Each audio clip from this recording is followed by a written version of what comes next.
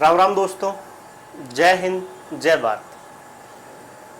मैं Sandeep Dagar, maths with Sandeep Dagar YouTube channel पर आपका स्वागत करता हूं। दोस्तों, लास्ट क्लास में हमने शुरुआत की थी प्रॉफिट एंड लॉस की।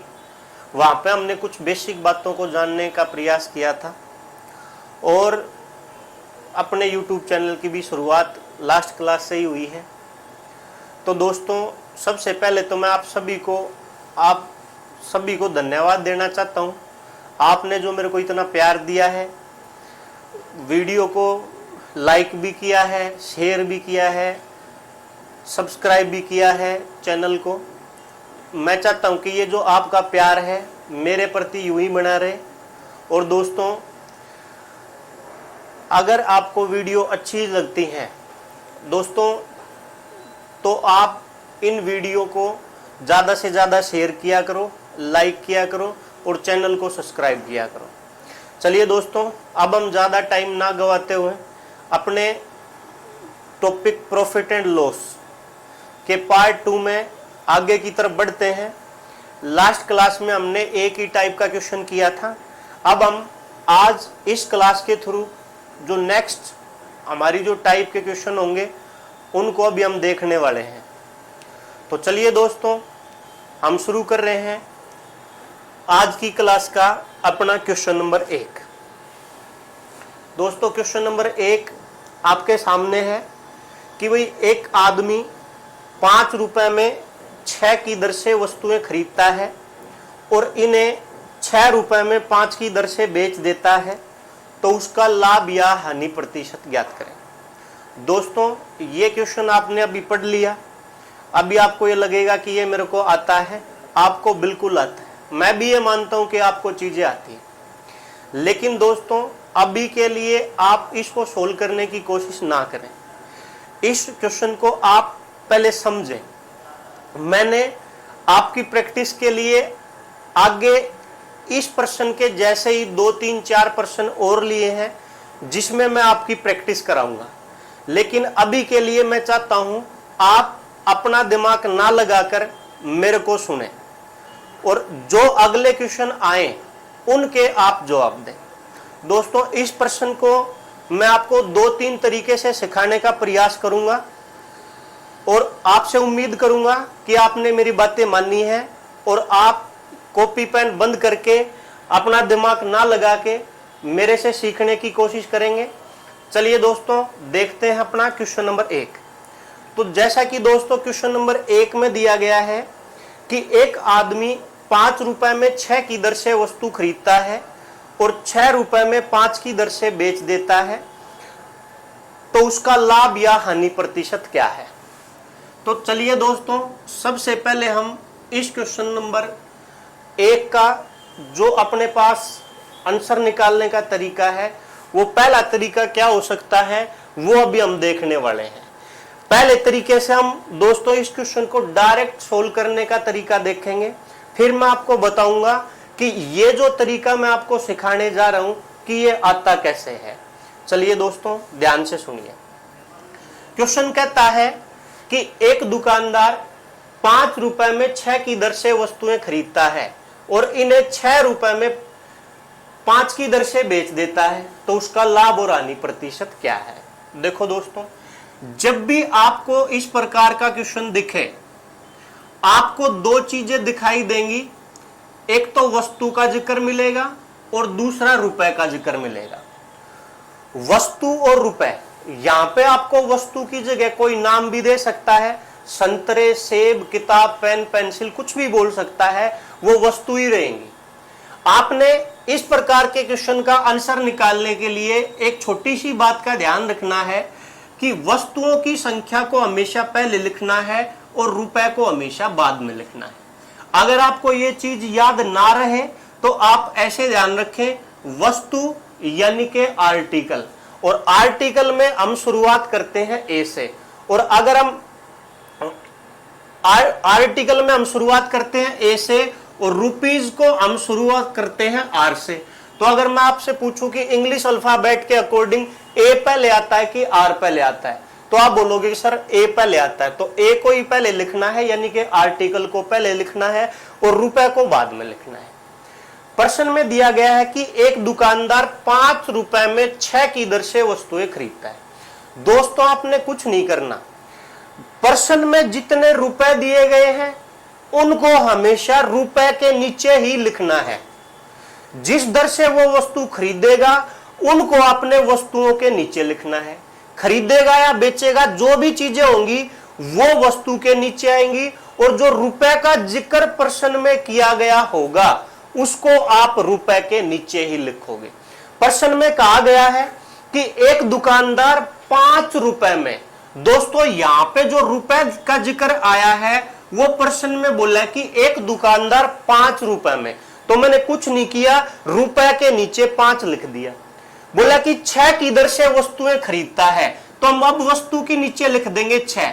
अब खरीदेगा, तो मैंने आपको बताया था कल की क्लास में कि भाई खरीदते समय जो वस्तु का मूल्य होता है उस मूल्य को हम क्रय मूल्य कहते हैं, यानी कि कॉस्ट प्राइस।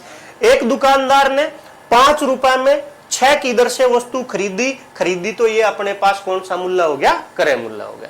अगली लाइन में कहा गया है कि वो और इन्हें 6 रुपए में, अब दोस्तों रुपए का जिक्र आया है 6 का, 5 की दर से बेच देता है। जिस दर से बेचेगा वस्तु उसको हम वस्तु के नीचे लिख देंगे। बेचता है तो बेचने का मतलब होता है दोस्तों विक्रय मूल्य, यानी कि सेलिंग प्राइस। मैंने ये जो क्वेश्चन आपको प्रश्न में दिया गया है उसको उठा के मैंने यहां पे लिख दिया गया है।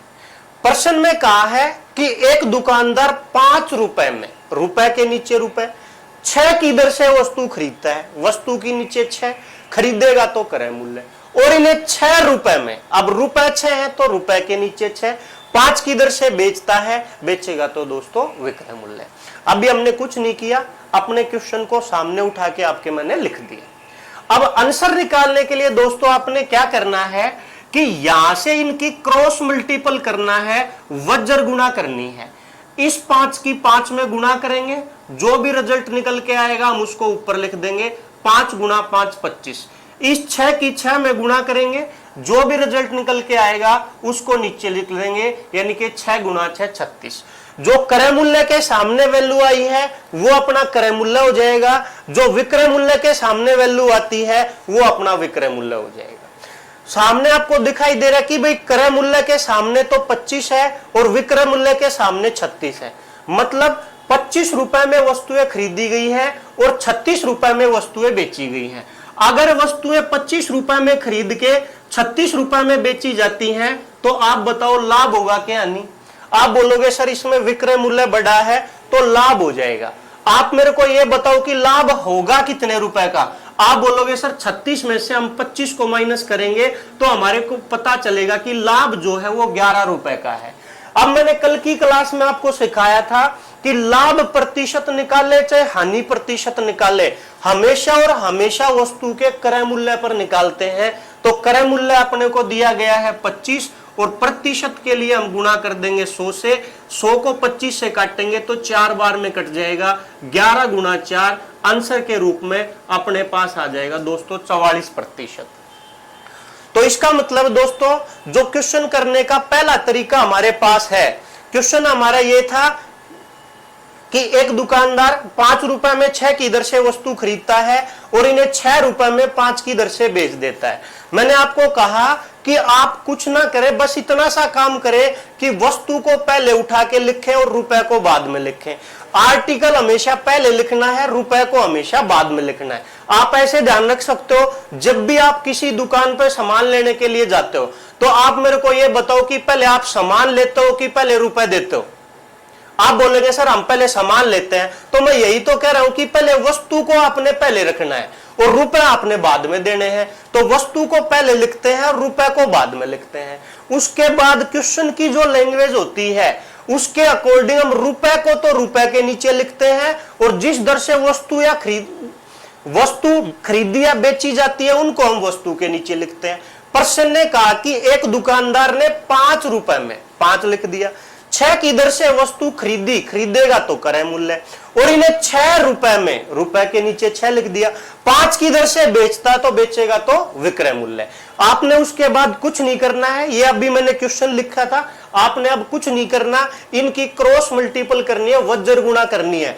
5 की 5 से गुणा करेंगे, जो भी रिजल्ट निकल के आएगा ऊपर लिखेंगे, 6 की 6 में गुणा करेंगे, जो रिजल्ट निकल के आएगा नीचे लिख देंगे। सोल्व करने पर पता चलेगा भाई 25 रुपए की चीज को 36 रुपए में बेच दिया गया, तो 11 रुपए का प्रॉफिट हुआ। क्रय मूल्य को नीचे लिख देंगे, गुणा 100 कर देंगे, 11 गुणा 4, अपने पास आंसर आ जाएगा 44%, जो कि आपका सी ऑप्शन में दिया गया दोस्तों। अब हम इसी क्वेश्चन को करने का दूसरा तरीका देखेंगे।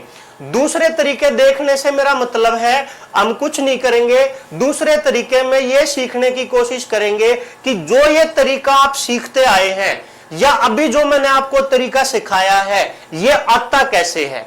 ये जो चीजें होंगी हम डायरेक्ट लिखेंगे, लेकिन ये इसको लिखेंगे क्यों, ऐसा क्यों किया जाता है, चलिए अभी हम सीखते हैं दोस्तों। अभी हम तरीका दूसरा सीख रहे हैं, ये भी आपके लिए इंपॉर्टेंट है, क्योंकि आज की क्लास में जो मैं आपको आगे क्वेश्चन कराने वाला हूं वो कई क्वेश्चन ऐसे होंगे जो डायरेक्ट चीजें से सोल्व नहीं होंगे, आपको उसके लिए यहां से हेल्प लेनी पड़ेगी, मतलब इस तरीके का यूज करना पड़ेगा। तो चलिए दोस्तों, इसी क्वेश्चन को करने का हम दूसरा तरीका देखते हैं, और दूसरे तरीके से मेरा मतलब बस इसी बात से है कि ये जो तरीका मैंने आपको सिखाया है ये आता कैसे है। कुछ नहीं करना दोस्तों, वही चीजें हैं, वस्तु पहले लिख देंगे, रुपए बाद में लिख देंगे। प्रश्न ने कहा कि एक दुकानदार 5 रुपए में, रुपए के नीचे 5, 6 की दर से वस्तु खरीदेगा तो क्रय मूल्य, फिर 6 रुपए में, रुपए के नीचे 6, 5 की दर से बेचेगा तो विक्रय मूल्य। मैंने कुछ नहीं किया दोस्तों, जैसे प्रश्न में कहा वैसे ही मैंने चीजों को उठा के लिख दिया।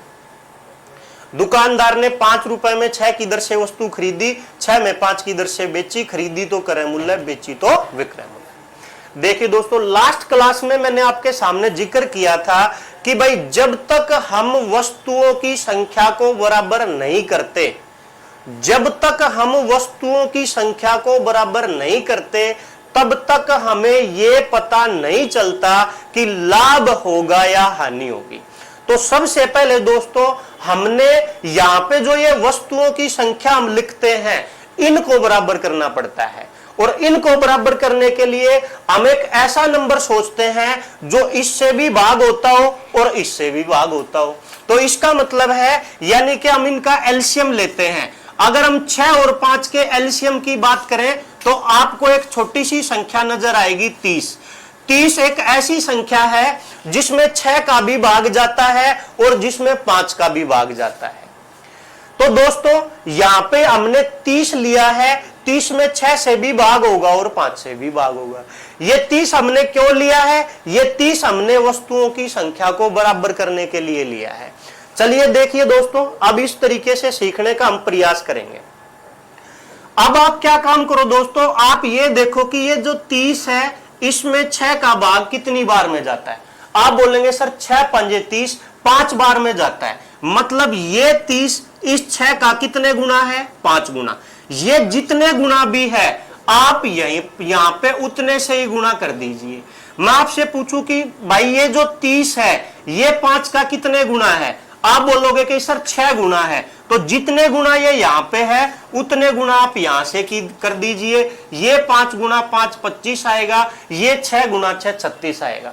अब आप मेरे से पूछेंगे कि सर आपने यहां 5 से गुना क्यों किया और यहां 6 से गुना क्यों किया।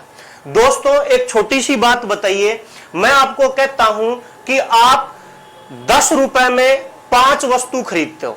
मैंने कहा कि आप 10 रुपए में 5 वस्तु खरीदते हो, तो बताओ 10 वस्तु कितने रुपए में खरीदोगे। 5 वस्तु 10 रुपए में है, आप बताओ 10 वस्तु कितने में खरीदोगे, तो बोलेंगे सर 20 में खरीदेंगे। मैं कहता कि भाई आप 15 वस्तु कितने में खरीदोगे, आप बोलोगे सर अगर 5 वस्तु 10 की है तो 10 वस्तु 20 की है और 15 वस्तु 30 की होंगी। कहने का मतलब क्या है, अगर मैं वस्तुओं की संख्या को 2 गुना करता हूं तो मेरे पास रुपए भी 2 गुना हो जाते हैं। अगर मैं वस्तुओं की संख्या को 3 गुना करता हूं तो मेरे पास रुपए भी 3 गुना हो जाते हैं। यही काम मैंने यहां पे किया है। जो मेरे पास यहां 6 वस्तु थी उनको मैंने 6 ना रख के 30 कर लिया, जो 6 का 5 गुना है। अगर मैंने वस्तुओं की संख्या को 5 गुना कर दिया तो मेरे भाई यहां पे रुपए को भी मैंने 5 गुना ही करना पड़ेगा। फिर मैंने देखा कि 30 में 5 का भाग लगाए तो 6 गुना है, तो जितने गुना ये यहां पे है उतने ही गुना हमने यहां पे करना पड़ेगा। तो अब हमको ये क्वेश्चन अच्छे तरीके से समझ आएगा। अब आप देख पा रहे हैं हमने वस्तुओं की संख्या को 6 और 5 से 30 कर लिया है। अब मैं आपसे पूछूं कि दुकानदार ने जो पहले 30 वस्तु खरीदी थी वो बताओ कितने में खरीदी थी। आप बोलोगे सर दुकानदार ने 30 वस्तु खरीदी थी 25 में। मैं पूछूं कि भाई बताओ ये जो 30 वस्तु दुकानदार ने बेची ये कितने में बेची। आप बोलेंगे सर 36 रुपए में बेची। भाई 25 रुपए में तो वो 30 वस्तु ले आया और 36 रुपए में उसने 30 वस्तुओं को बेच दिया। तो आप बताओ कितने का प्रॉफिट हुआ। आप बोलोगे सर 25 में लेके आया 36 में बेच दिया तो प्रॉफिट हुआ 11 का। कौन से मूल्य पर निकालोगे। आप बोलेंगे सर क्रय मूल्य पर निकालेंगे। क्रय मूल्य 25 है और प्रतिशत में बदलने के लिए गुणा 100 कर देंगे। 25 चौका 100, 11 गुणा 4 आंसर के रूप में अपने पास दोस्तों कितना आएगा 44। दोस्तों जो पहला तरीका मैंने आपको बताया था क्रॉस मल्टीपल करने का, उसका रीजन यही था कि यहां पे जो ये वस्तुओं की संख्या थी ये आपस में सहभाज्य संख्या है, मतलब 5 और 6 में कुछ भी कॉमन नहीं है। और जब कुछ भी कॉमन नहीं होता तो इनका गुणनफल ही इनका एलसीएम होता है, और इनका एलसीएम इनका अगर गुणनफल है तो इसका मतलब ये इससे गुणा हो रहा है और ये इससे हो रहा है, जो बाद में जाके ये यहां पे गुणा हो जाता है और ये यहां पे गुणा हो जाता है। इसी चीज को मैंने आपको लिखने के लिए कहा था 5 रुपए में 6, 6 रुपए में 5, 5 गुना 5, 6 गुना 6। जो ये पहला तरीका दोस्तों मैंने आपको बताया था वो और कहीं से नहीं आता, वो दोस्तों यहीं से आता है। उम्मीद करूंगा दोस्तों आपको ये बात अच्छे से समझ आई होगी। अभी हम इसका तीसरा तरीका देखने वाले दोस्तों। हो सकता है आपको ये चीजें अच्छी ना लगे, लेकिन फिर भी मैं आपके लिए एक तरीका और बताने जा रहा हूं। उम्मीद करूंगा अगर आपको ये चीजें अच्छी ना लगे तो आप उससे कर सकते हैं।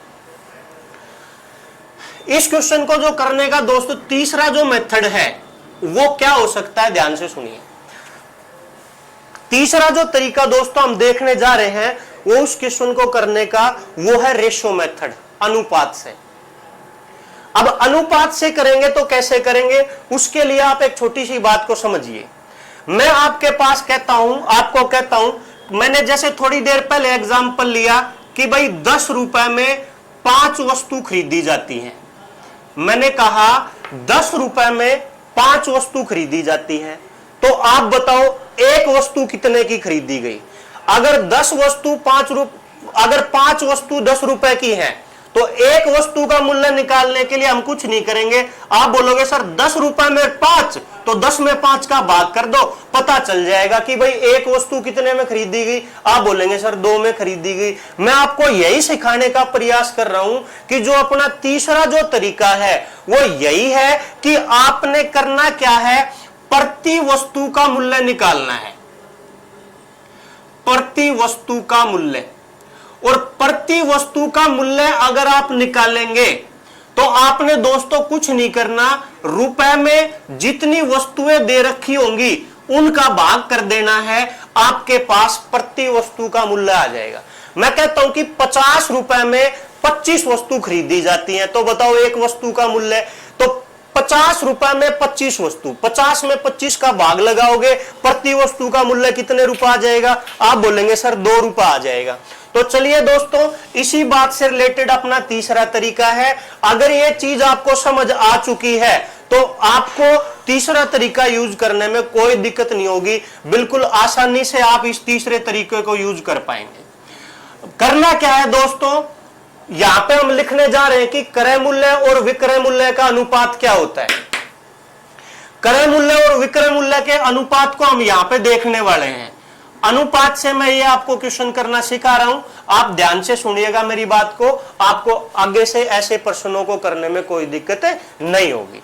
मैंने कहा कि दोस्तों हम कुछ नहीं करेंगे, प्रति वस्तु का मूल्य निकालेंगे और उसके लिए जितने रुपए दे रखे होंगे उसमें वस्तु का भाग लगा देंगे। हमने कुछ नहीं करना, क्रय मूल्य को लिखना है और विक्रय मूल्य को लिखना है।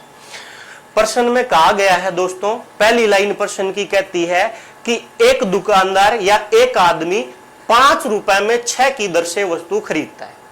खरीदने का मतलब दोस्तों क्रय मूल्य। अगर मैं कहता हूं कि आदमी ने या दुकानदार ने 5 रुपए में 6 की दर से वस्तु खरीदी है, तो आप बताओ प्रति वस्तु का मूल्य कितना है या एक वस्तु का मूल्य कितना है। आप बोलोगे सर जो 5 रुपए दे रखे हैं उसमें हम 6 से भाग लगाएंगे तो हमारे पास प्रति वस्तु का मूल्य आ जाएगा। अगली लाइन में कहता है और वो 6 रुपए में 5 की दर से बेच देता है, तो मैं प्रति वस्तु का विक्रय मूल्य देखना चाहूं 6 रुपए में 5 का भाग लगा दूंगा तो मेरे पास प्रति वस्तु का विक्रय मूल्य आ जाएगा। रुपए में वस्तु का भाग लगाना है, कुछ नहीं करना, खरीदी तो क्रय मूल्य, बेची तो विक्रय मूल्य। इसके बाद दोस्तों इसको साधारण अनुपात में बदलेंगे, सिंपल रेशियो में अगर हम चेंज करेंगे तो कुछ नहीं करना, इनकी क्रॉस मल्टीपल करेंगे।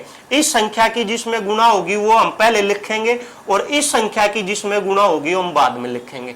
5 की 5 में आप गुणा करोगे तो 25, 6 की 6 में गुणा करोगे 36। क्रय मूल्य 25, विक्रय मूल्य 36। अभी बताया था 25 में खरीद के 36 में बेचना, मतलब 11 का प्रॉफिट हो जाना। नीचे क्रय मूल्य को लिख देंगे, गुणा कर देंगे 100, 2500 का 100, 11 गुणा 4, आंसर के रूप में अपने पास दोस्तों कितना आएगा 44%। एक बार मैं फिर रिपीट कर देता हूं, कुछ नहीं किया मैंने, रुपए बटे वस्तु, 5 रुपए में 6 की दर से, 6 रुपए में 5 की दर से, क्रॉस मल्टीपल 25, 36, 25 की चीज 36 में बेचना, 11 का प्रॉफिट हो जाना, 25 को नीचे लिखेंगे, गुणा 100, आंसर के रूप में कितना आएगा दोस्तों 44%। दोस्तों ये क्वेश्चन मैंने आपको अच्छे से सिखाने का प्रयास किया है, उम्मीद करता हूं आपने मेरी बात को मानना होगा और इस क्वेश्चन को अच्छे से सीखने का प्रयास किया होगा।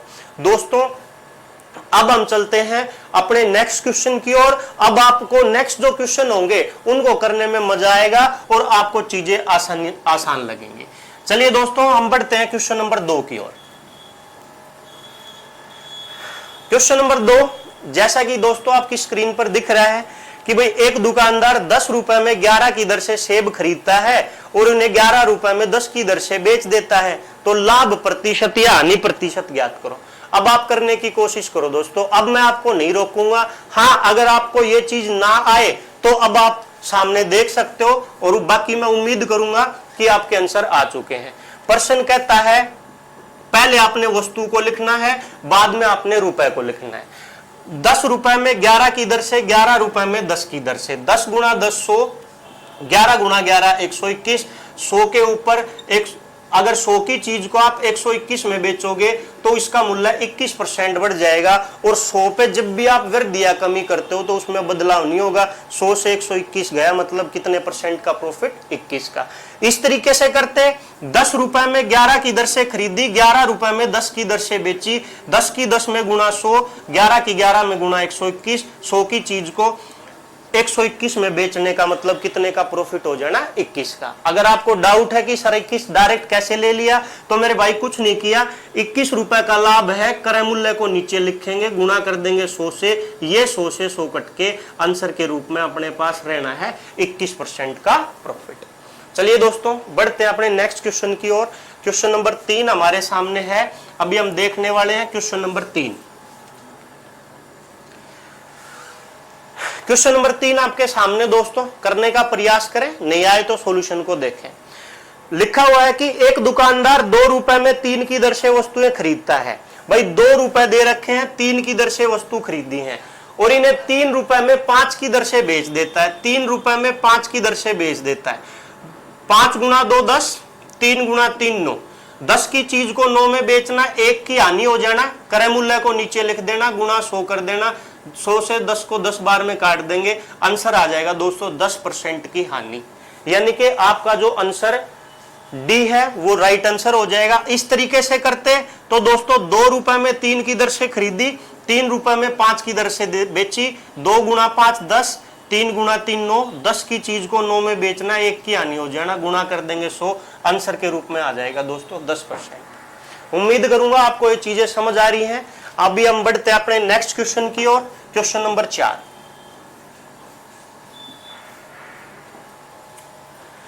क्वेश्चन नंबर 4 आपके सामने दोस्तों। एक दुकानदार 15 रुपए में 8 की दर से वस्तुएं खरीदता है और इन्हें 9 रुपए में 5 की दर से बेच देता है, लाभ या हानि प्रतिशत।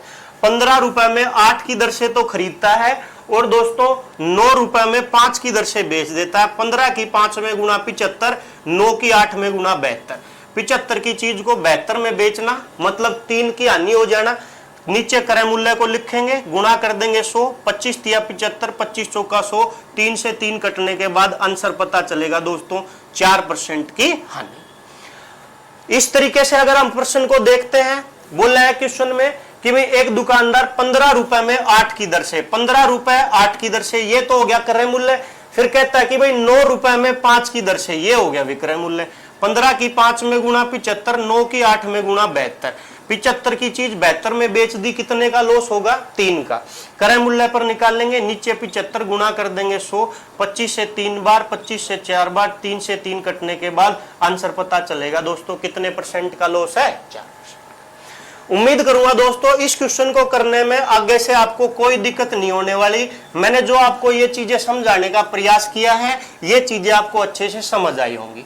दोस्तों आप मेरी बात को मानना करो, एक क्वेश्चन को अच्छे से समझने का प्रयास किया करो। मैं प्रैक्टिस के लिए आपके हमेशा क्वेश्चन साथ रखूंगा।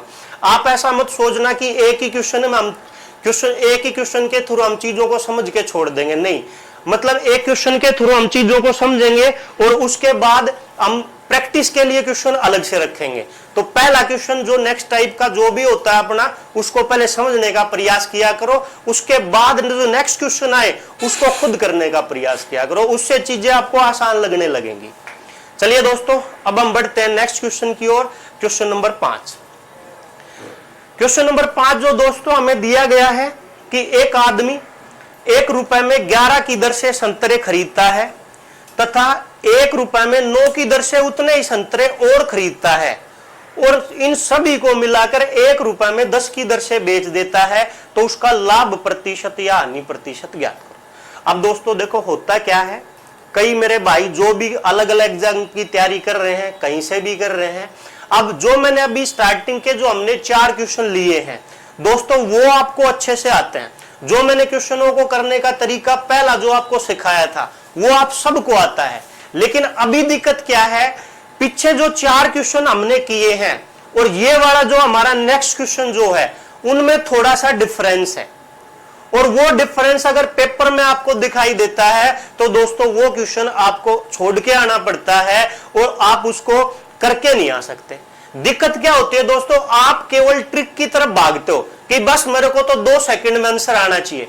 अरे मेरे भाई आंसर आना चाहिए आपको 2 सेकंड में, लेकिन आपको अगर सारी चीजें नहीं पता है तो आप पेपर में बैठ जाओगे। 25 क्वेश्चन है तो 25 में से 15, 16, 17 ठीक भी कर दोगे, लेकिन दोस्तों अगर 25 के 25 क्वेश्चन आप ठीक करना चाहते हो तो कॉन्सेप्ट को साथ लेके चलना पड़ेगा कि कल ना अगर एग्जाम में लैंग्वेज का बदलाव होता है तो आपको दिक्कत ना हो, क्योंकि आपके पास कॉन्सेप्ट है। तो चलिए दोस्तों ज्यादा बातें ना करते हुए उम्मीद करूंगा आप फिर से कॉपी पेन बंद करेंगे और इस क्वेश्चन को समझने का प्रयास करेंगे। अगला क्वेश्चन आपकी प्रैक्टिस के लिए मैंने सेट कर रखा है, तो आप सबसे पहले कॉपी पेन बंद करें और वीडियो को ध्यान से देखें। चलिए दोस्तों क्वेश्चन नंबर 5 लिखा हुआ है कि भाई एक आदमी 1 रुपए में 11 की दर से वस्तुएं खरीदता है। दोस्तों हम तरीका नहीं बदलेंगे, बस आप ध्यान से सुने। मैंने आपको कहा कि भाई वस्तुओं को तो हम पहले लिखते हैं और रुपए को हम बाद में लिखते हैं। ये बात मैंने आपको कही थी, वही चीजें हम लिख दी। आर्टिकल पहले, रुपीज बाद में। प्रश्न कहता है कि भाई एक आदमी 1 रुपए में 11 की दर से वस्तु खरीदता है। कुछ मत करो, 1 रुपए में उसने 11 की दर से वस्तु खरीदी है।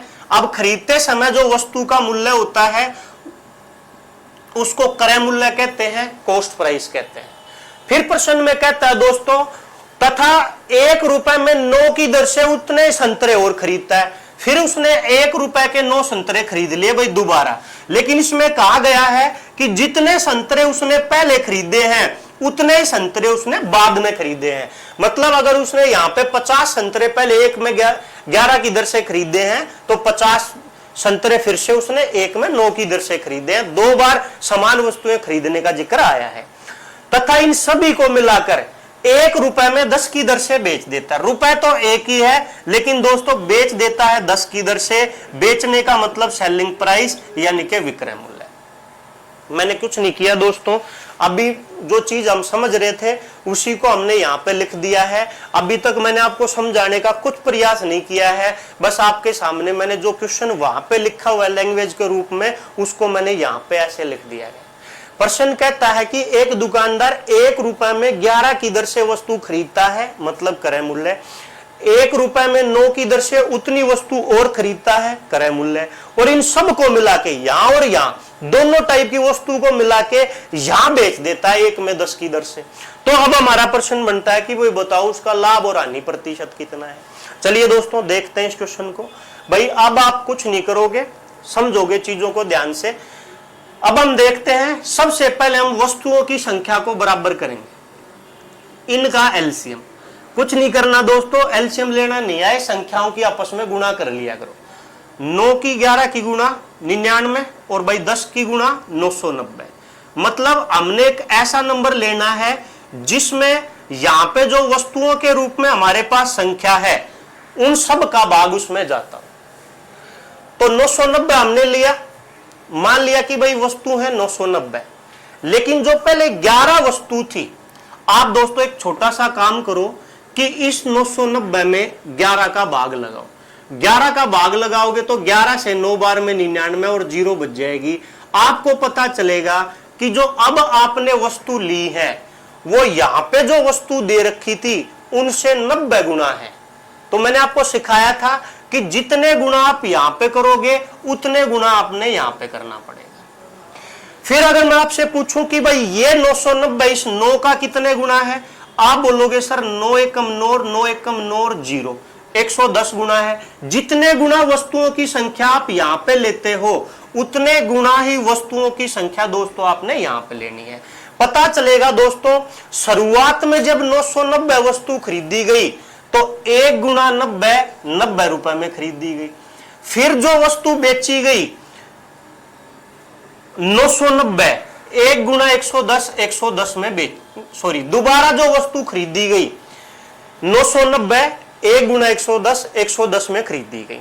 मतलब दोस्तों वो 2 बार समान वस्तुएं खरीद के लेके आता है। पहली बार जब वो ये 990 वस्तुएं खरीद के लेके आता है तो उसको रुपए खर्च करने पड़ते हैं 90। जब दूसरी बार ये 990 लेके आता है तो उसको रुपए खर्च करने पड़ते हैं 110। अगर आपके मन में डाउट आए कि सर ये 990 आपने कहां से ले लिया, तो दोस्तों मैंने कुछ नहीं किया, इन तीनों संख्याओं का एलसीएम ले लिया, इनको आपस में मल्टीप्लाई कर दिया और वस्तुओं की संख्या को बराबर करने के लिए हमने ये काम किया।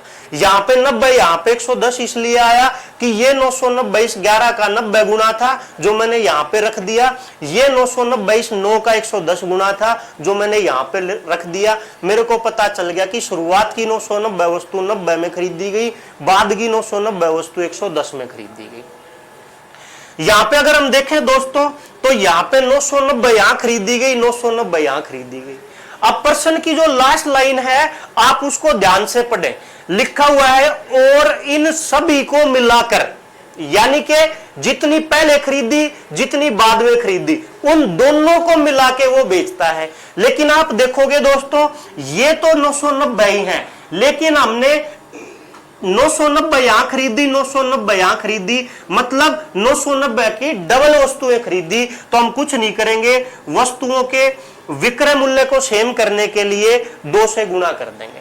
अब हम देखेंगे कि भाई 990 में 10 से कितनी बार में भाग होता है, तो भाई 0 हट जाएगी और आपको पता चलेगा कि ये 990 इस 10 का 99 गुना है। तो हम कुछ नहीं करेंगे, 99 से यहां गुणा करेंगे। लेकिन दोस्तों जितनी वस्तु उसने खरीदी है उतनी वस्तु वो बेचेगा, तो 990 2 बार उसने खरीदी है, इसलिए यहां पे मैंने 2 से गुणा कर दिया। और अगर 2 से गुणा वस्तुओं में होगा तो 2 से गुणा हम रुपए में भी कर देंगे। तो यहां से आपको पता चलेगा दोस्तों 90 रुपए में पहले खरीदी, 110 रुपए में फिर खरीदी, तो टोटल वस्तु उसने जो 990 और 990 2 बार खरीदी वो टोटल कितने रुपए में खरीदी, 110 प्लस 90, आप बोलोगे सर 200 रुपए में खरीदी। कितने में बेची? 99 का डबल कर देंगे, 198 रुपए में बेची। दोस्तों वो 200 रुपए में वस्तु लेके आता है और 198 रुपए में वस्तुओं को बेच देता है। आप मेरे को बताओ उसको प्रॉफिट होगा कि लॉस होगा? आप बोलेंगे सर 200 रुपए में अगर लेके आया है, 198 में अगर बेचता है तो उसको 2 रुपए का लॉस हो जाएगा, यानी कि हानि हो जाएगी। नीचे हमेशा वस्तु के क्रय मूल्य को लिखते हैं, गुणा कर देंगे 100 से, 0 से 0 कट जाएंगी, 2 से 2 को काट देंगे, अपने पास आंसर के रूप में दोस्तों आ जाएगा 1% की हानि, जो कि आपका ऑप्शन डी दिखाई दे रहा है मेरे को। डी ऑप्शन आपका सही आंसर हो जाएगा। चलिए दोस्तों, इस क्वेश्चन को मेरे को महसूस हो रहा है कि ये क्वेश्चन एक बार आपको दोबारा से समझ आना चाहिए। एक बार आप फिर से सुने, ध्यान से लिखना बंद करें और उम्मीद करूंगा आप ध्यान से सुनेंगे। प्रश्न कहता है कि भाई एक दुकानदार 1 रुपए में 11 की दर से वस्तु खरीदता है, खरीद ली। फिर कहता है कि उतनी वस्तुएं 1 रुपए में 9 की दर से खरीदता है, फिर खरीद ली। फिर कहता है कि 1 रुपए में इन्हें 10 की दर से बेच देता है, बेच दी। लेकिन दोस्तों यहां पे 2 चीजें समझने वाली हैं। पहली बात तो ये समझने वाली है कि दोनों बार वो समान समान वस्तु खरीदता है, और दूसरी बात ये समझने वाली है जब वो वस्तुओं को बेचता है तो उन सभी को मिलाकर बेचता है। मतलब जितनी वस्तु यहां लेके आया और जितनी यहां लेके आया, दोनों को मिला के जो वस्तुएं प्राप्त होगी उन सबको वो बेच देता है। ये 2 बातें समझने वाली थी। बाकी मैंने तरीका कुछ अलग नहीं किया, जो पहले क्वेश्चन में आपके लिए बताया था उसी का यूज किया है कि भी 11, 9 और 10 को बराबर करने के लिए हम इनका एलसीएम 990 ले लेंगे। 990 11 का 90 गुना है, इसलिए 90 से गुना। 990 9 का 110 गुना है, इसलिए 110 गुना। 90 में पहले वस्तु खरीदी, 110 में खरीदी, 200 में टोटल वस्तु खरीदी। लेकिन बेचेगा तो इससे डबल वस्तु बेचेगा 990 से, क्योंकि वो यहाँ पे 2 बार खरीदता है, इसलिए मैंने 2 से गुणा कर दिया। ये 990 इस 10 का 99 गुना था, लेकिन डबल करना है, यहां डबल किया है तो यहां पे भी डबल करेंगे, 198 हो जाएगा। तो आप मेरे को बताओ, पहले तो वो 200 में लेके आया, फिर 198 में बेची, 2 रुपए का लॉस हुआ, क्रय मूल्य को नीचे गुणा कर देंगे 100, आंसर के रूप में अपने पास आ जाएगा 1% की हानि। चलिए दोस्तों, इसी क्वेश्चन को करने का हम दूसरा तरीका देखते हैं। अभी जो ये तरीका है, इसके अलावा मैंने आपको एक रेशियो मेथड भी बताया है, उससे भी हम इस प्रश्न को सोल्व कर सकते हैं। वो चलिए दोस्तों ध्यान से देखो।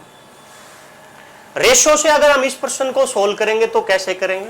मैंने आपको कुछ नहीं कहा, इसमें हम प्रति वस्तु का मूल्य निकालते हैं और कुछ नहीं करते और लिखते हैं क्रय मूल्य और विक्रय मूल्य के अनुपात को, यानी कि कॉस्ट प्राइस और सेलिंग प्राइस के रेशियो को। चलिए दोस्तों, प्रश्न कहता है कि भाई एक दुकानदार 1 रुपए में 11 की दर से वस्तु खरीदता है। भाई 1 रुपए में 11 की दर से अगर वो वस्तु खरीदेगा तो आप मेरे को बताओ एक वस्तु का मूल्य कितना आ जाएगा? आप बोलेंगे सर रुपए में वस्तु का भाग लगा दो, एक वस्तु का मूल्य आ जाएगा। फिर वो दोबारा भी वस्तु खरीदता है तो खरीदेगा। तो दोस्तों अब आपने ये गलती नहीं करनी है कि यहाँ पे विक्रय मूल्य के नीचे आप अगली लाइन को उठा के लिखो, नहीं, उसने 2 बार वस्तुओं को खरीदने की बात की गई है। तो एक बार तो खरीदी 1 रुपए में 11 की दर से, और प्रश्न कहता है कि जब वो दोबारा वस्तु खरीदता है तो 1 रुपए में 9 की दर से खरीदता है। यहां पे 1 में 11 की दर से खरीदी, यहां में 1 में 9 की दर से खरीदी। तो जो टोटल वस्तु खरीदी गई है वो देखने के लिए हम इन दोनों को प्लस कर देंगे कि भाई 1 रुपए में 11 की दर से यहां, 1 रुपए में 9 की दर से यहां। ये क्रय मूल्य था, इसलिए मैंने इसको क्रय मूल्य के नीचे लिख दिया। अब प्रश्न कहता है कि वो और इन्हें सभी वस्तुओं को, इनको भी 1 रुपए में 10 की दर से बेच देता है। अब इसके नीचे मैंने विक्रय मूल्य लिख दिया। अब आप सोचेंगे सर जो लिखी हुई बातें हैं वो पूरी हो चुकी हैं, लेकिन दोस्तों अभी इसमें एक छोटा सा कॉन्सेप्ट और है। इस तरीके से अगर आप अपने प्रश्न को सोल्व करना चाहते हैं तो आपने एक छोटी सी चीज का ध्यान देना है जो कि इंपॉर्टेंट है। सामने देखिए, प्रति वस्तु का मूल्य निकालने के लिए एक वस्तु का मूल्य हमने यहां निकाल दिया, एक वस्तु का मूल्य हमने यहां निकाला, तो यहां पे टोटल कितनी वस्तुओं का मूल्य निकाल दिया? आप बोलोगे सर 2 का। लेकिन ये विक्रय मूल्य कितने का है? आप बोलोगे सर ये प्रति वस्तु का है, मतलब एक वस्तु का विक्रय मूल्य है। लेकिन दोस्तों क्रय मूल्य कितने का है? आप बोलेंगे सर एक का यहां और एक का यहां, दो वस्तुओं का प्रति मूल्य लिख रखा हमने। तो दोस्तों अगर दो का प्रति मूल्य यहां पे लिख रखा है तो दो का ही प्रति मूल्य आपने यहां लिखना पड़ेगा, और ये जो एक का प्रति विक्रय मूल्य है इसको डबल कर देंगे तो हमारे पास दो वस्तुओं का प्रति विक्रय मूल्य आ जाएगा। समझ पाए होंगे आप? मतलब आधी यहां आधी यहां, तो आधी आधी मिलाओगे तो यहां पे जो वस्तु आएंगी वो इनका डबल होंगी। यहां पे 10 है तो यहां 20 होंगी, 10 यहां टोटल 20, तो यहां पे भी 10 का डबल 20 लेना पड़ेगा दोस्तों। उम्मीद करूंगा मैं आप समझ पाओगे। इसको सोल्व कर देंगे दोस्तों, कुछ नहीं करेंगे, 11 की और 9 की गुणा करेंगे 99 और दोनों को ऊपर जोड़ के लिख देंगे 11 और 9 20। इसको सोल्व करेंगे, 2 से इसको काट देंगे 5 बार, ये आ जाएगा 1/5। क्रॉस मल्टीपल करेंगे, 20 की 5 में गुणा 100, क्रॉस मल्टीपल करेंगे 1 की 99 में गुणा 99, 100 की चीज 99 बेचने का मतलब 1% की क्या हो जाना दोस्तों? हानि। 1/100 गुणा 100 लिखोगे तो भी 100 से 100 कट के आंसर आ जाएगा, तो आंसर आ जाएगा अपने पास 1% की हानि। उम्मीद करूंगा आपको समझ आई होंगी चीजें। फिर भी अगर आपको ये डाउट लगता है कि सर ये डबल क्यों किया आपने, तो मैं एक बार फिर से चीजों को रिपीट करता हूं। आप सोचो कि मान लो कि 50 वस्तु उसने यहां पे खरीदी और 50 वस्तु उसने यहां पे खरीदी, तो 50 यहां पे 50 यहां पे, भाई पहले जितनी खरीदता उतनी बाद में खरीदता, 2 बार समान वस्तु खरीदने का जिक्र है, तो टोटल कितनी वस्तु खरीदी? 100। लेकिन यहां पे वो 1 में 10 की दर से बेचता है, तो इसका मतलब है यहां पे वो 50-50 2 बार लेके आया है, तो यहां पे वो 100 बेचेगा। लेकिन यहां में हमने प्रति 50-50 का मूल्य लिख रखा है, लेकिन 50-50 मिला के 100 होगा, इसलिए मैंने इस प्रति 50 को डबल करने के लिए 2 से गुणा कर दिया। बाद में सोल्व करना है। उम्मीद करूंगा दोस्तों आपको समझ आई होंगी चीजें। समझ नहीं आए तो एक बार वीडियो को फिर से देख लीजिएगा। चलिए दोस्तों बढ़ते हम अपने नेक्स्ट क्वेश्चन की ओर। Question number 6। क्वेश्चन नंबर 6 दोस्तों आपके सामने है। उम्मीद करूंगा इसका आंसर आप आसानी से निकाल पाओगे। चलिए देखते हैं इसको हम कैसे सोल्व करेंगे। कुछ नहीं दोस्तों, वही दोनों तरीका मैं आपको यहाँ पे बताने वाला हूं। प्रश्न कहता है कि एक दुकानदार 2 रुपए में 3 की दर से वस्तु खरीदता है, खरीद ली भाई 2 रुपए में 3 की दर से। 1 रुपए में 2 की दर से फिर खरीदता है, फिर खरीद ली भाई 2 की दर से। 3 रुपए में 5 की दर से बेच देता है, बेच दी भाई 3 रुपए में 5 की दर से। वस्तुओं की संख्या को बराबर करना है। 3, 2 और 5 का एलसीएम लेंगे तो दोस्तों एलसीएम के रूप में आपको कितना दिखाई देगा? 30। ये इसका कितने गुना है? आप बोलोगे सर 10 गुना है, 10 से यहां गुणा कर देंगे ये 20 आ जाएगा। मैं आपसे पूछूं कि ये 30 2 का कितने गुना है? 15 गुना है, यहां भी 15 से गुणा कर देंगे। यहां पे दोस्तों 30 और 30 कितनी वस्तु हुई? 60। तो 30 को 60 बनाने के लिए किससे गुणा करेंगे? 2 से। ये इसका 6 गुना है, तो पहले 6 से गुणा और डबल करने के लिए फिर 2 से गुणा। तो यहाँ पे आप देखोगे 20 और 15 2 बार वस्तु खरीदी 35 रुपए में, 3 गुना 6 18 गुना 2 वस्तु बेची 36 में। 35 की चीज को 36 में बेचने का मतलब 1 का प्रॉफिट हो जाना। क्रय मूल्य पर हम निकाल लेंगे, प्रतिशत में बदलने के लिए गुना 100 कर देंगे। 5 से 7 बार, 5 से 20 बार में 20/7 मतलब 7 दूनी 14, बच जाएगा 6/7। आंसर के रूप में दोस्तों आ जाएगा 2 से ही 6/7% का लाभ, जो कि आपको ए ऑप्शन में नजर आएगा दोस्तों कि भाई ए ऑप्शन जो हमारा है 2 से 6/7% का जो लाभ है, इस तरीके से अगर आप करते हो तो ऐसे आएगा। चलिए इसी को करने का जो दूसरा मेथड हमने देखा था वो देख लेते हैं एक बार। वस्तु रुपए, सॉरी दूसरा तरीका दोस्तों अपना अनुपात वाला है, क्रय मूल्य और विक्रय मूल्य। दोस्तों पहले कहता है कि भाई वस्तु खरीदी गई 2 रुपए में 3 की दर से, फिर वस्तु खरीदी गई उतनी 1 रुपए में 2 की दर से, सबको बेच दिया गया दोस्तों 3 रुपए में 5 की दर से। लेकिन क्या करना है? डबल। ये ध्यान रखना मेरे भाई। एलसीएम लेंगे 6 आ जाएगा, 3 दूनी 6, 2 का डबल 4, 2 तिया 6, 3 गुना 1 3। यहां से सोल्व करेंगे तो ये आ जाएगा दोस्तों 6/5। क्रॉस मल्टीपल करेंगे, ये 4 और 3 7 गुना 5 35, ये हो जाएगा दोस्तों 6 गुना 6 36। 35 की चीज को 36 में बेचने का मतलब 1 का प्रॉफिट हो जाना। क्रय मूल्य को नीचे लिख देंगे गुणा 100, 5 से 7 बार, 5 से 20 बार, 20/7 आंसर के रूप में आ जाएगा दोस्तों 2 से 6/7। उम्मीद करूंगा दोस्तों आपको चीजें समझ आई होंगी। चलिए अभी हम बढ़ते हैं अपने नेक्स्ट क्वेश्चन की ओर। हमारा जो नेक्स्ट क्वेश्चन है वो आपके सामने आ चुका है। क्वेश्चन को पढ़ लीजिए, सोल्व करने का प्रयास कीजिए। क्वेश्चन कहता है कि एक दुकानदार कुछ वस्तुओं को 8 रुपए में 6 की दर से खरीदता है और वह 10 रुपए में 15 की दर से फिर खरीदता है। इन सभी वस्तुओं को 20 रुपए में 25 की दर से बेच देता है। यदि खरीदी गई वस्तुओं की संख्या का अनुपात 2:3 हो तो उसका लाभ प्रतिशत या हानि प्रतिशत ज्ञात करें। क्वेश्चन वही है, फिर से थोड़ा सा लैंग्वेज का बदलाव किया है। मैं आपको दोस्तों बार बार कहता हूं, कॉन्सेप्ट अपने पास रखिए, आपको क्वेश्चन को करने में कोई दिक्कत नहीं होगी। चलिए दोस्तों, अच्छा क्वेश्चन है, मैं आपके सामने इसको बता देता हूं। दोनों ही तरीके हम यहां पे देखने वाले हैं, ध्यान सामने रखिएगा दोस्तों, कुछ नहीं करना, वस्तु और रुपए। क्वेश्चन नंबर 7 अपने सामने दिखाई दे रहा है कि भाई 8 रुपए में वो 6 की दर से पहले वस्तु खरीदता है, खरीदेगा तो क्रय मूल्य। फिर वो कहता है कि भाई 10 रुपए में 15 की दर से खरीदता है, तो रुपए के नीचे 10, वस्तु के नीचे 15। इन सभी को 20 रुपए में 25 की दर से बेच देता है। ये दोनों दोस्तों क्रय मूल्य है, ये विक्रय मूल्य है। कुछ नहीं करना, सबसे पहले आपने वस्तुओं की संख्या को बराबर करना है। 6, 15 और 25 से कटने वाली कोई भी संख्या सोचें। मैंने तो सोच ली दोस्तों, क्या होगी? 150। उम्मीद करूंगा आपने भी सोच ली थी। चलिए दोस्तों, अब आप बताइए कि 150 6 का कितने गुना है? आप बोलेंगे सर 25 गुना है, तो 25 से यहां गुना कर दीजिए। मैं आपसे पूछूं कि भाई 150 15 का कितने गुना है? आप बोलेंगे सर 10 गुना है, तो 10 से यहां गुना कर दीजिए।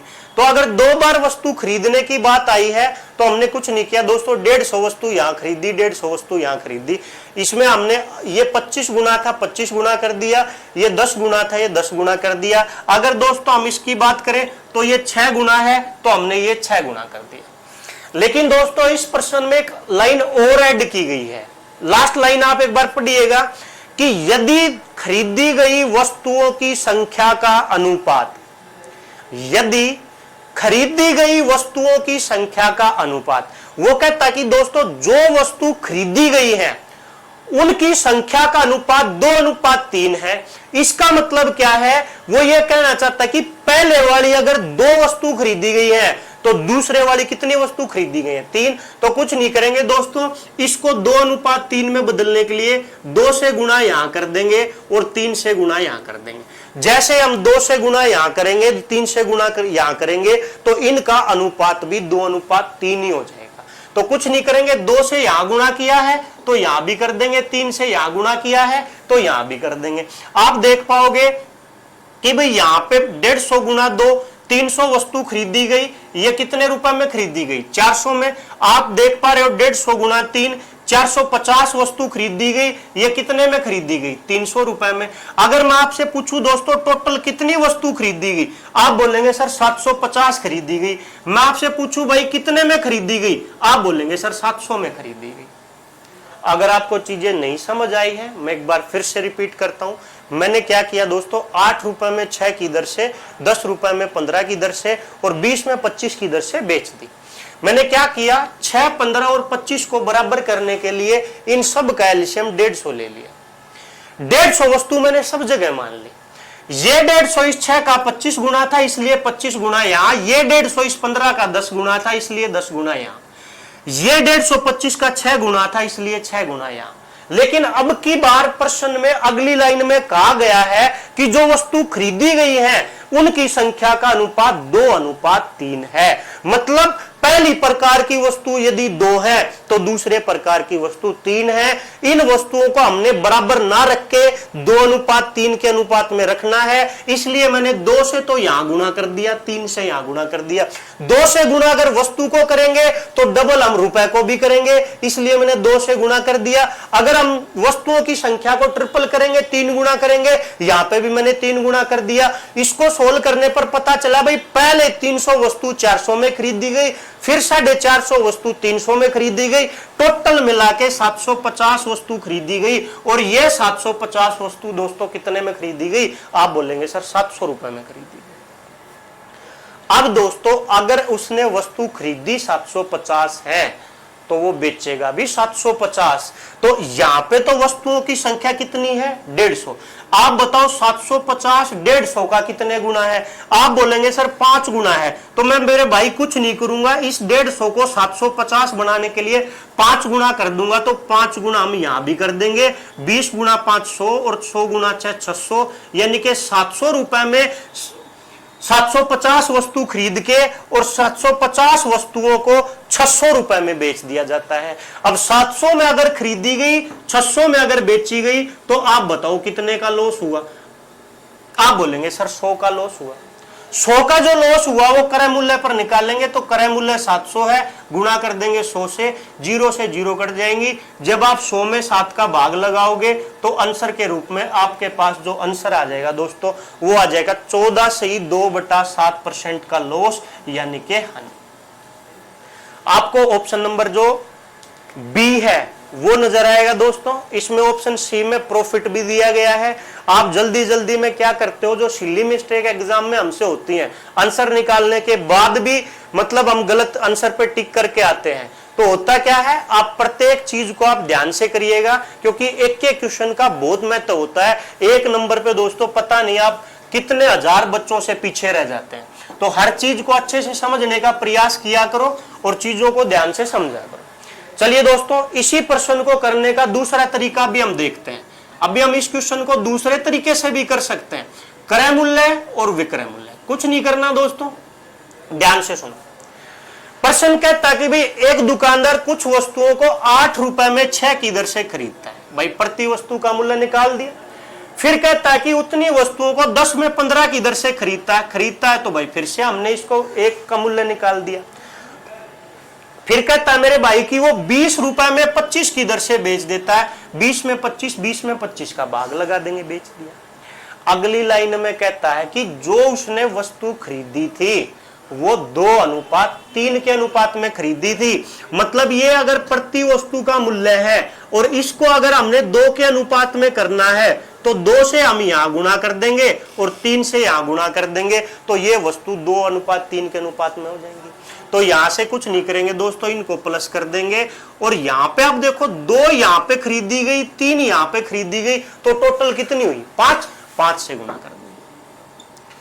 सोल्व करेंगे दोस्तों, 2 से इसको काट देंगे 3 बार, ये आ जाएगा 8/3। यहां से इसको सोल्व करेंगे 3 से 5 बार, 5 से 2 बार, ये आ जाएगा 2। 5 से इसको काट देंगे 5 बार, 5 से काट देंगे 4 बार, यहां से आ जाएगा 4, यहां से आ जाएगा 4।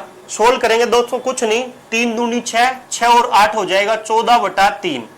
यहां पे आ जाएगा 4, इसकी क्रॉस मल्टीपल करेंगे तो ये आ जाएगा 14:12। 14 की चीज को 12 में बेचने का मतलब 2 का लॉस हो जाना। क्रय मूल्य को नीचे लिखेंगे, गुणा कर देंगे 2 से 7 बार, 100 को 7 से काटेंगे। आंसर के रूप में दोस्तों आ जाएगा 14/2/7। लाभ या हानि, 14 की चीज को 12 में बेचने का मतलब कितने का लॉस हो जाना 2 का। उम्मीद करूंगा दोस्तों ये प्रश्न भी आपको समझ आया होगा। अगर आप एसएससी, सीपीओ, रेलवे, एनटीपीसी इस एग्जाम के लेवल की बात करेंगे तो दोस्तों आपको ऐसे क्वेश्चन की प्रैक्टिस करना जरूरी है, इसलिए मैं आपको ये क्वेश्चन करा रहा हूं। चलिए दोस्तों हम बढ़ते हैं नेक्स्ट क्वेश्चन की ओर। क्वेश्चन नंबर जो नेक्स्ट है हमारा वो दोस्तों आपके सामने है।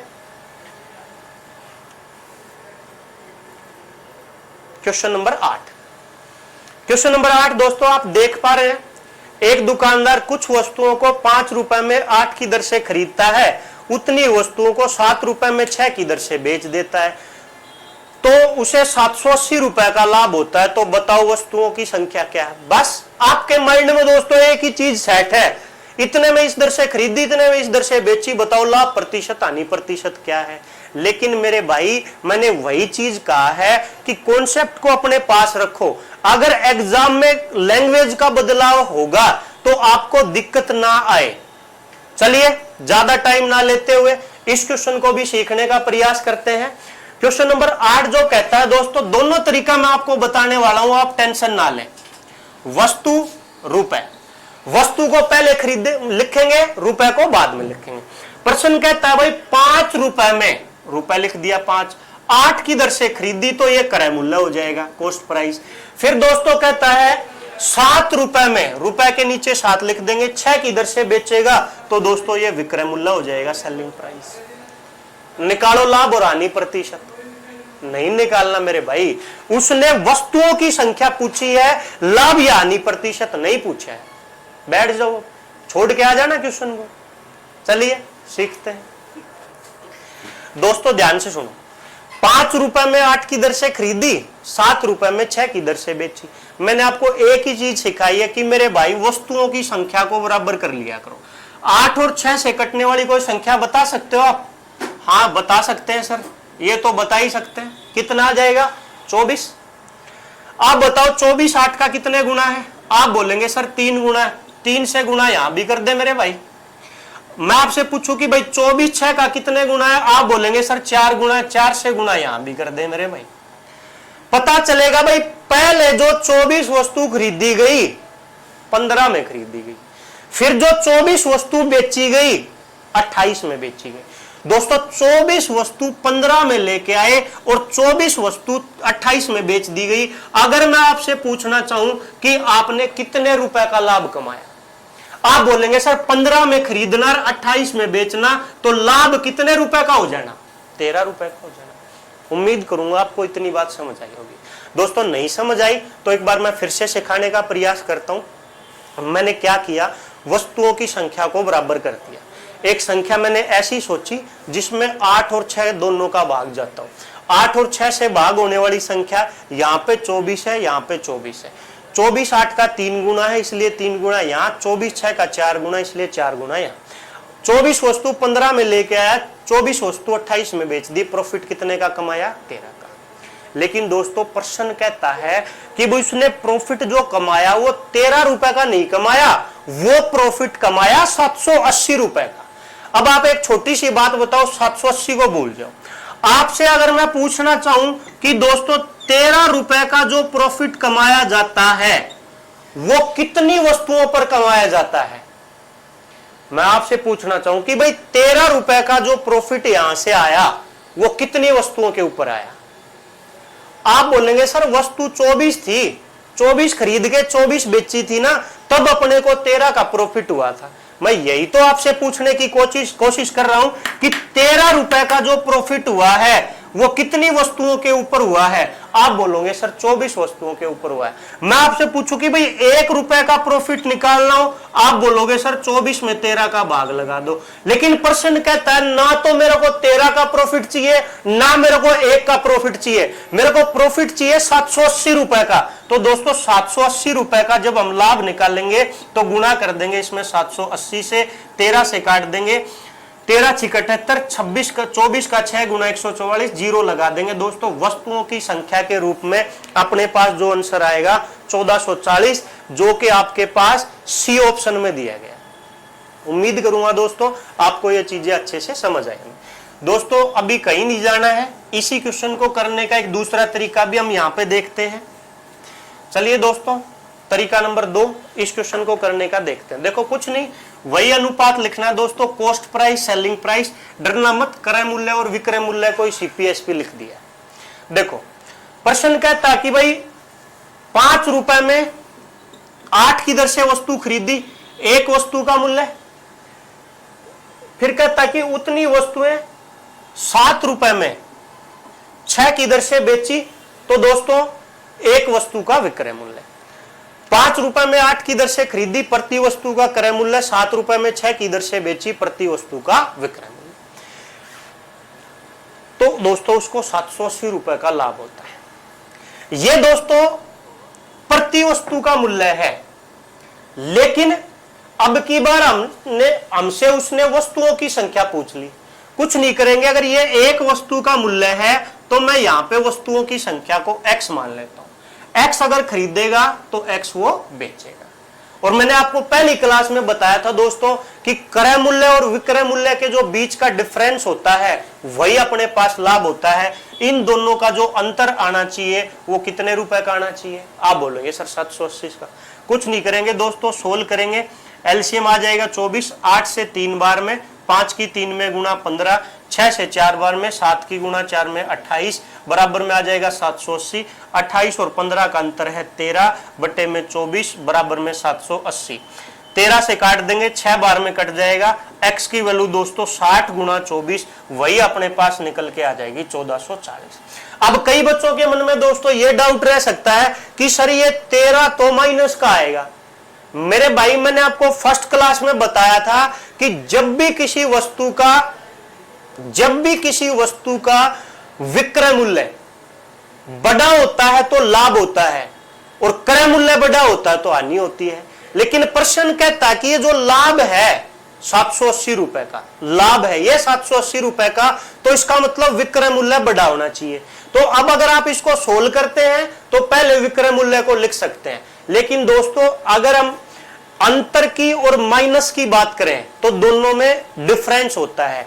माइनस यानी कि घटाना, जैसे मैं कहता हूं कि भाई 5 में से 8 को घटाने पर कितना आएगा, तो 5 में से अब अगर आप 8 घटाओगे तो आप बोलोगे सर माइनस का 3 आएगा। लेकिन मैं कहता हूं कि भाई 5 और 8 का अंतर कितना आएगा, तो हम बोलेंगे सर 5 और 8 का जो अंतर आएगा वो 3 आएगा। अंतर जब भी आप लोगे दोस्तों, संख्या चाहे आगे लिखी हुई हो पीछे लिखी हो, उससे हमें कोई फर्क नहीं पड़ता। इसी बात से मैंने 28 और 15 का अंतर डायरेक्ट 13x लिख दिया, ना कि माइनस का 13x लिखा। उम्मीद करूंगा दोस्तों आपको आज की क्लास में जो चीजें मैंने पढ़ाई हैं वो आपको अच्छे से समझ आई होंगी। और अगर आपको चीजें अच्छी लगती हैं तो इस वीडियो को ज्यादा से ज्यादा शेयर किया करो। ज्यादा से ज्यादा भाई बहनों के दोस्तों के पास, जो भी मेरे भाई किसी भी कंपटीशन एग्जाम की तैयारी कर रहे हैं, अभी दिल्ली पुलिस की वैकेंसी आने वाली है, आगे एसएससी के एग्जाम होंगे, आप किसी भी कंपटीशन एग्जाम की तैयारी करते हैं तो मेरे भाई इस वीडियो को जरूर लाइक किया करो। ज्यादा से ज्यादा बच्चों को जोड़ने का प्रयास किया करो ताकि हमारे अंदर जो थोड़ा जोश है वो बना रहे और आपको अच्छे से अच्छा कंटेंट प्रोवाइड किया जाए। दोस्तों मैं उम्मीद करूंगा आपके जो आज की क्लास है वो पसंद आई। अपने YouTube चैनल का नाम है दोस्तों मैथ्स विद संदीप डागर, इसको सब्सक्राइब करना ना भूलें और ज्यादा से ज्यादा वीडियो को शेयर करें। अगर आपको कोई दिक्कत आती है, कोई बात अच्छे से समझ में नहीं आती है तो आप वीडियो को दोबारा से रिपीट करके देख सकते हैं। अगर फिर भी अगर आपको समस्या है तो मेरा जो मोबाइल नंबर है दोस्तों वो आपके स्क्रीन के ऊपर नीचे आया हुआ होगा, उस पे आप मेरे को मैसेज के थ्रू कोई बात पूछनी है तो आप पूछ सकते हैं क्वेश्चन से रिलेटेड। आज के लिए इतना ही, मिलते हैं अपनी अगली क्लास में इसी जोश और जुनून के साथ दोस्तों। जय हिंद, जय भारत।